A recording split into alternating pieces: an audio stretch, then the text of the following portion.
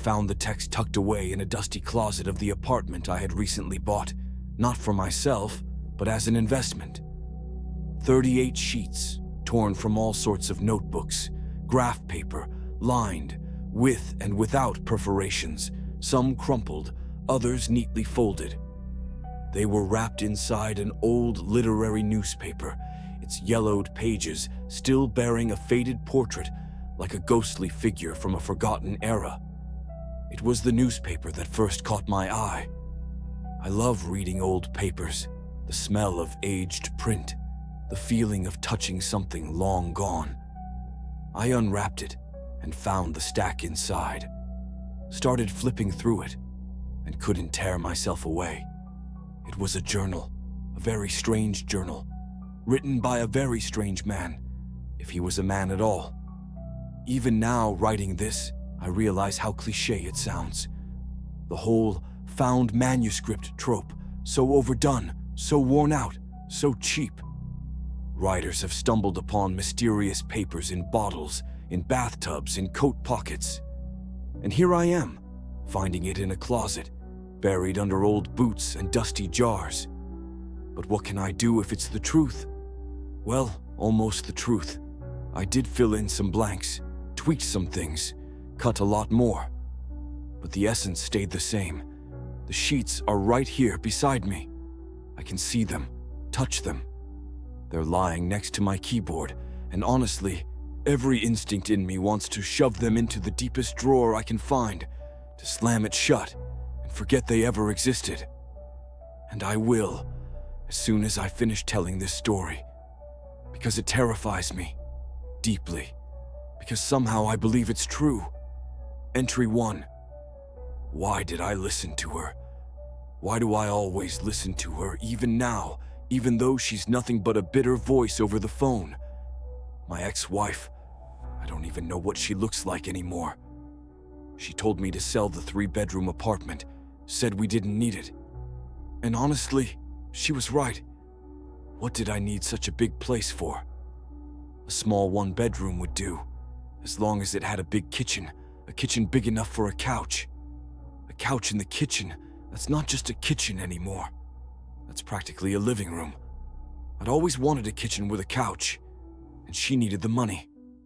Sell it, she said, voice cold, steady. Maggie and I need the money. Maggie, my daughter. She must be grown up now. I don't even know what she looks like anymore. Buy yourself something smaller, my ex continued. Send us the rest. I never could argue with her, not even when she became a stranger. So I sold it. Or more accurately, I lost it. It's been 2 days now. 2 nights spent at the train station. Idiot. I cursed myself, shaking my head. I knew the risk. I just didn't want the hassle. I trusted a smooth-talking, smiling man who answered my ad. Idiot, idiot, idiot. What now? Where now? The police can't help. They told me everything was in order, the papers signed, the deal legit. I did it to myself. And the smiling man, he doesn't smile anymore. He's a terrifying man. How did I not see that? God, what a fool I am. Tomorrow, I'll go back there. I have no choice. Whatever happens, happens. Entry 2. Climbing up to the 3rd floor felt like walking to my own execution. I bumped into a neighbor. Tried to exchange a few words. Didn't want to, really.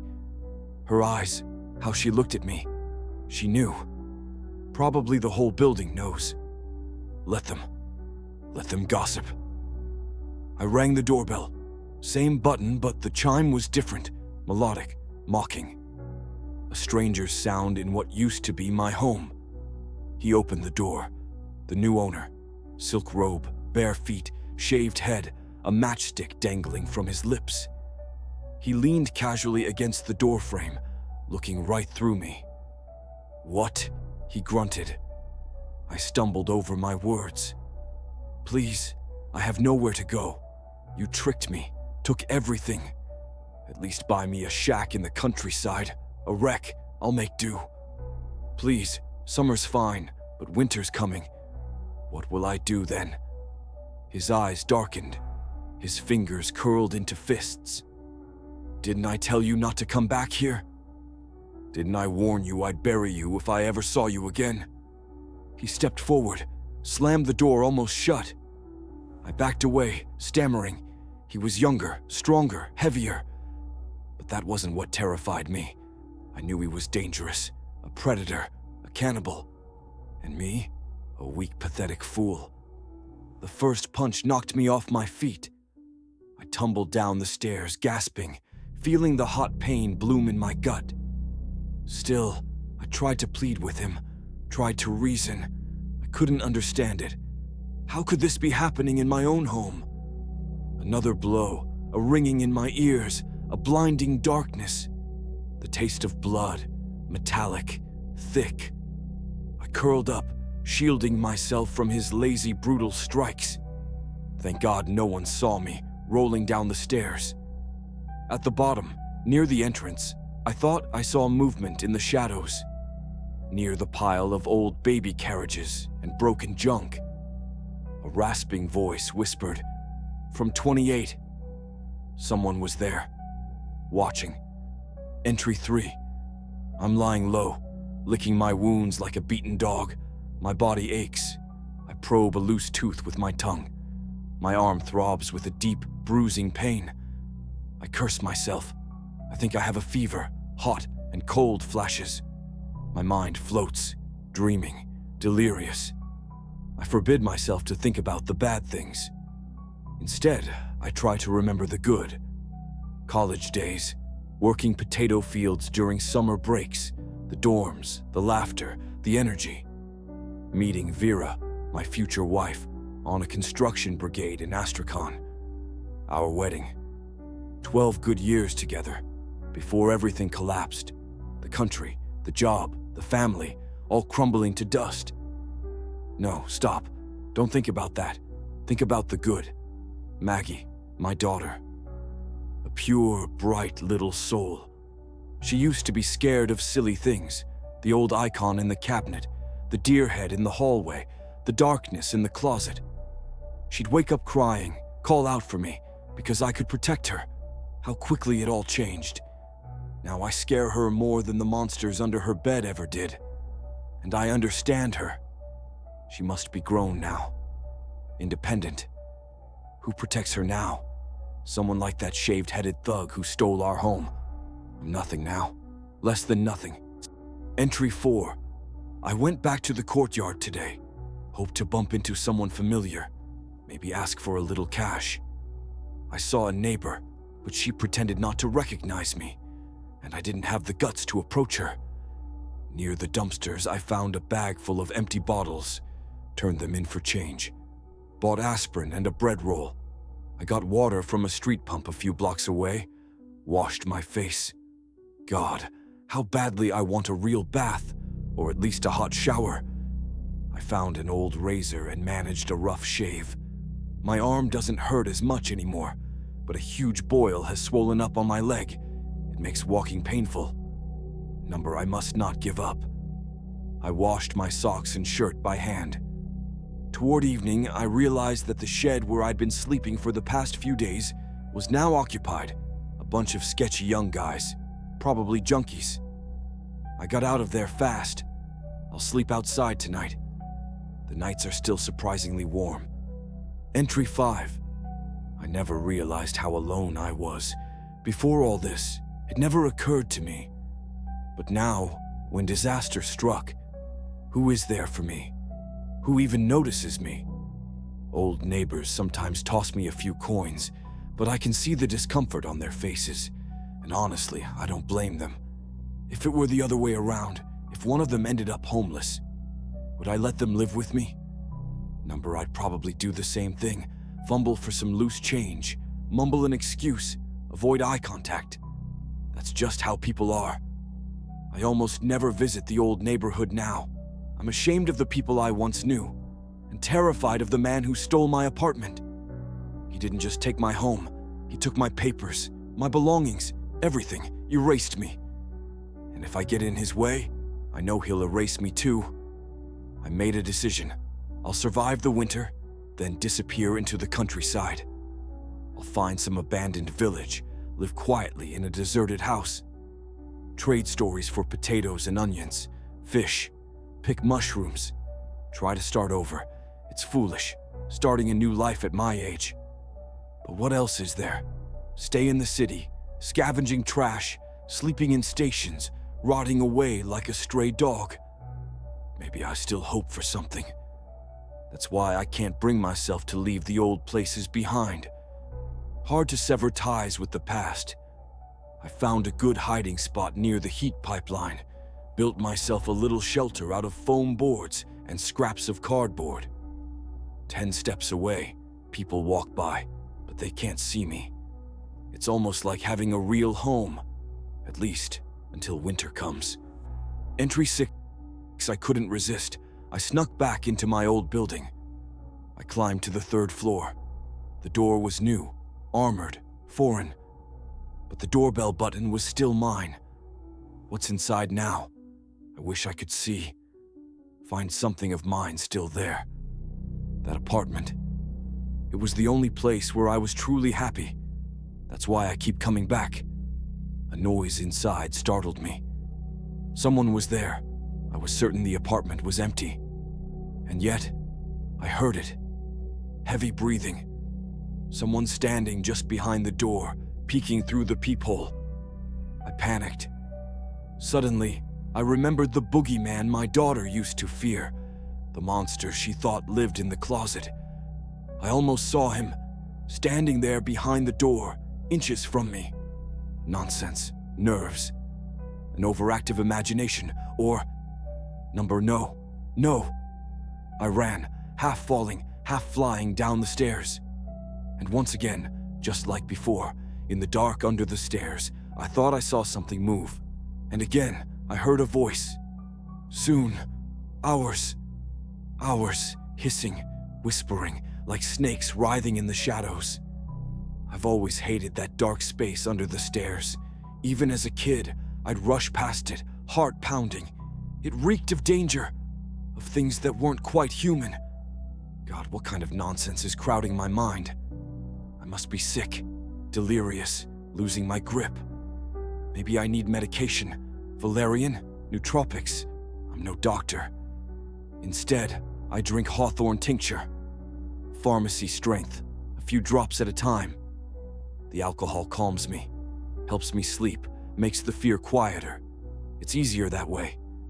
Today, standing outside in the street, I looked up at my old apartment window. I swear, I saw the curtain move. Someone was up there, watching me.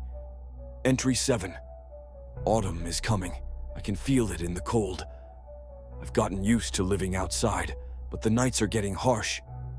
I dragged a few ripped mattresses into my shelter, layered it with scraps. I tore insulation from the heating pipes, waiting for them to turn the heat on.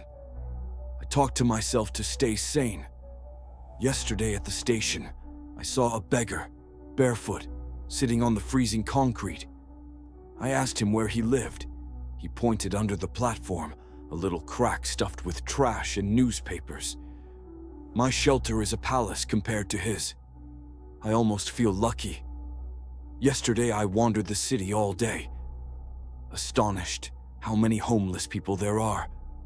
Before, I never noticed them. They were invisible to me, just like I'm invisible now. I talked to a few. Most don't even bother begging anymore. They just survive, like wild dogs. It's unbearable to see them. When I move to the village, maybe I'll take some of them with me. Though honestly, I don't think they'd want that.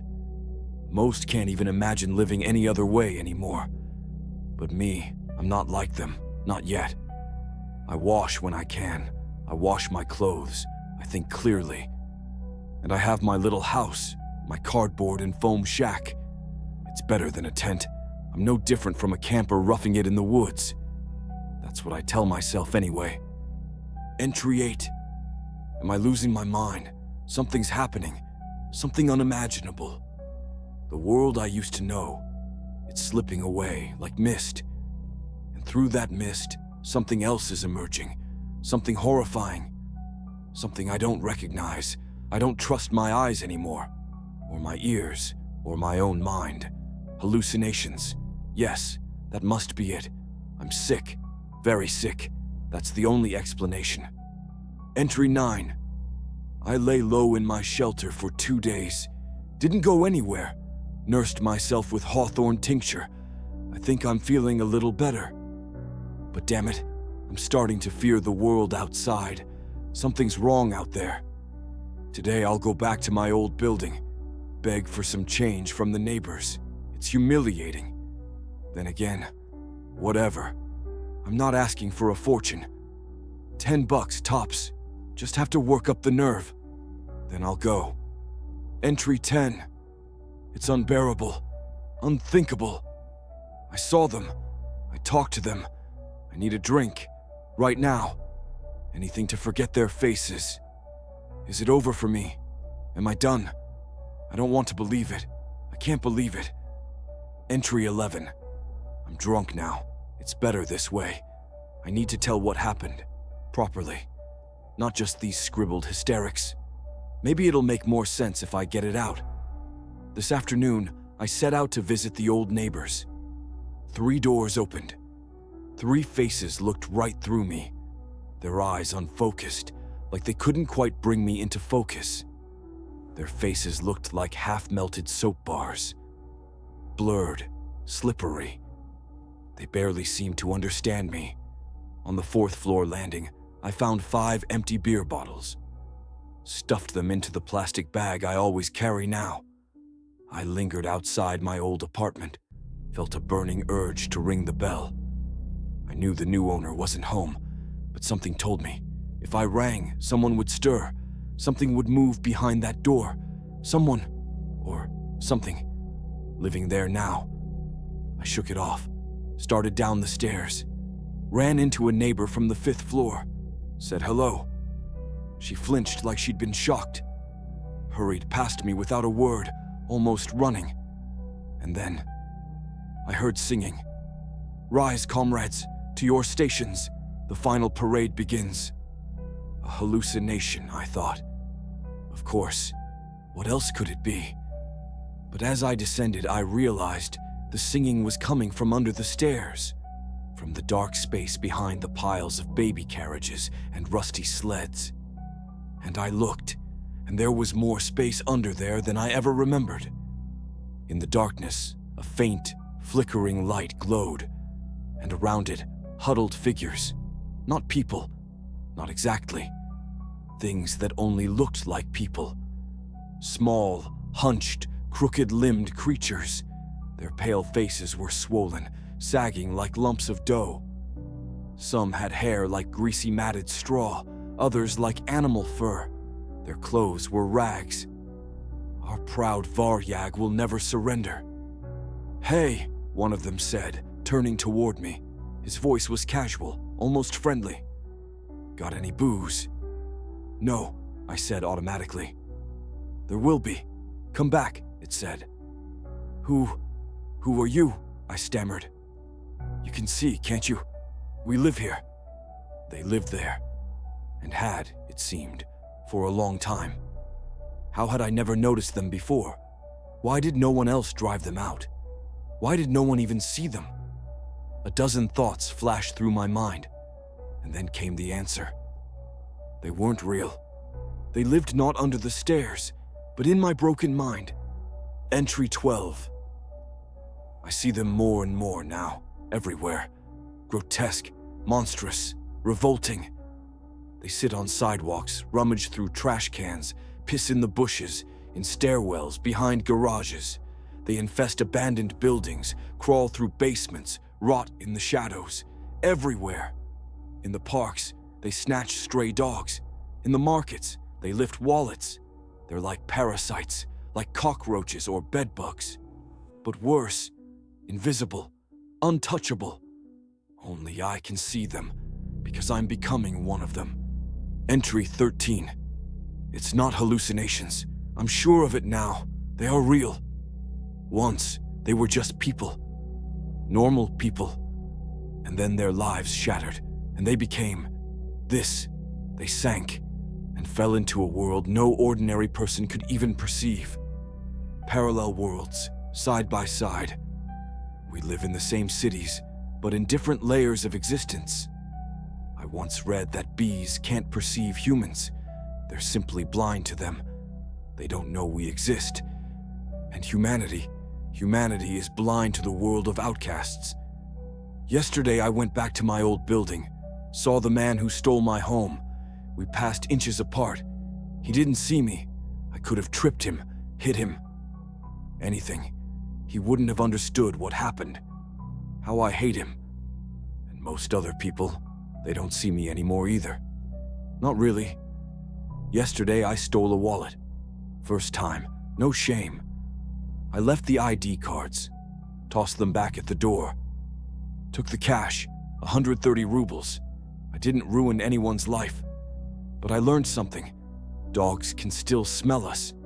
And cops, some of them can still see us. For now, I haven't fully crossed over yet, but I'm getting closer. I have a plan. Entry 14, I watch, I study. They have a hierarchy. It took me a long time to remember that word. My mind's getting dull. The ones living on the streets, they're the lowest. They form packs, fight over dumpsters, scraps of food, sleeping spots. Others hide inside buildings, basements, attics, stairwells. They're smarter, more dangerous. And then there are the household ones, the ones living right among regular people, blending in. They have food, shelter, even pets they get along with. Over the past week, I explored the whole neighborhood, got into 3 fights. The street ones, they're weak. I beat 3 of them easily, in a basement on Minsk Street. I'm above them, stronger, sharper. They're barely more than animals. I don't belong with them. I ran experiments, sat near regular people, stared into their faces. They couldn't see me. But something instinctive made them flinch, move away. If I touched them, they'd twitch or scratch, looking for non-existent bugs. Once, I punched a guy in the forehead. Only then did he notice me. Conclusion: stay quiet, stay invisible. Another strange thing. When I pass mirrors or store windows, my reflection is almost gone. I have to squint to even glimpse myself. Almost there, almost ready. God, I miss home. Entry 15. I've gotten used to winter. The cold barely touches me now. When it gets too bitter, I take my bottle of vodka and crawl under the stairs inside the building. We talk about all sorts of things. Sing a lot. They're stupid, my companions under the stairs. But honestly, I don't mind. I don't need smarter company. At least I learn things. I write less and less. Forcing myself to do it, to keep my brain working. But really, there's not much left to write about. I read a lot, though, whenever there's daylight. People throw out books now, good ones too. I especially love reading the old glossy magazines. The colorful pictures calm me. When it's not too cold, I stay in my little hut, like an Eskimo, like a native. The snow piled up high, buried my shelter completely. It's like living inside an igloo. It's actually warm inside, especially when I press myself against the pipe. I eat very little, but I'm always full. It's strange. I live well enough, waiting for spring. Entry 16. The snow is melting. Everything's wet and filthy. Perfect timing. Yesterday I went on a scouting mission. Talked to the household creature living in my old apartment. Through the door. He's old now. He remembers my daughter. Said she saw him once or twice. Kids can sometimes see us, even when adults can't. He remembers me too. And my ex-wife. I threatened him. Told him to leave. He begged for a week's grace period. Wants to move into the neighbor's apartment. Says it's still free. He's scared of me, as he should be. I'm the owner now. I gave him 7 days. Then it's my turn. I'm coming home. Entry 17. Today's the day. I'm packing my things. Not that there's much to pack, just these pages. I'll leave my hut to Vadik. He's one of the street ones. Not very bright, drinks too much. But still, it feels strange to leave. I've grown used to it. No, I want to go home. There's a TV there, and a real bathroom, and a couch. Home is better. I'm going now. Right now. Entry 18. It was so easy. I rang the bell. He opened. Probably thought it was kids messing around. He leaned out, looked down the stairs, saw no one. And I slipped right past him, into my apartment. My apartment. The wallpaper's different. The furniture's all wrong. No deer head in the hallway. There's a mirror where there used to be an old dresser. Nothing left of my things. But I still know this place. Every creak, every shadow. This is my home. It always was. The closet has plenty of space. I'll live there. At least for now. But not just hiding. Number I have plans. Entry 19. He's a stranger. I can't stand living with him. I hate him. I hate him so much. Last night I stood over his bed, watching him sleep. He disgusts me. I learned a lot about him. Him and his friends. Their business deals. Their fun. They hurt women. Brag about it afterward. Monsters. Predators. I think about my daughter. What if she met someone like that? I'll do it. I swear. I will. Last night they partied until dawn. Shouting, fighting, laughing. A cop came, but he left almost immediately. They threatened to find out who called. Then more women came. Drunk laughter, screams. I can't take it. They're filth. All of them. Entry 20. I'm in paradise. When he's not home, I watch TV. I read good books. Why does he even have them? I shower. There's always food in the fridge. Not that I need it much anymore. I'm different now. I barely eat, barely sleep. I'm not human anymore. Not really. I'm something else, like a butterfly slipping free from its cocoon. I'm invisible. I can do anything. Nothing scares me. Yesterday I poured wine all over his favorite chair. The day before, I threw his vodka bottle out the window. Cut the hair off one of his friends while he was passed out drunk. I can't help myself, even though I scold myself afterward. He brought in a priest last week. Holy water, prayers, the works. He even sprinkled me. I was right there. But it didn't matter. I'm no demon. I'm the rightful owner of this place. This is my home. Entry 21. At night, I lie on top of him, crushing his chest, pinning him down. At midnight, I turn the TV to full volume. I throw books off the shelves, rip up his bed sheets, draw strange symbols on the mirrors. He's scared. I can see it. When he goes to bed, he leaves all the lights on. He hides a gun and a flashlight under his pillow. More and more, he calls women to stay over. When they're around, I behave. I stay quiet. But today, he installed a new lock on his bedroom door. Doesn't matter. Even if he locks himself in, I can still scratch at the door. Pound on it. I'm the owner here. I'll drive him out. He won't have any peace, not until he's gone. Entry 22. I went too far, but I don't regret it. Not one bit. Only a cold, heavy feeling inside. I killed a man. Maybe he deserved it. But still, the weight of it sits inside me. I only wanted to chase him away, the way he chased me. Last night he locked himself in the bedroom, but I was already there. At 2 a.m, I sat on his chest, pressed down. He thrashed in his sleep. A nightmare, maybe, fighting something invisible. Then he woke up, and the room, the whole apartment, was pitch black. Even though he usually left a lamp on by the bed, he gasped for air, fumbled under the pillow, hit the button for the lamp, but nothing happened. I had unplugged it.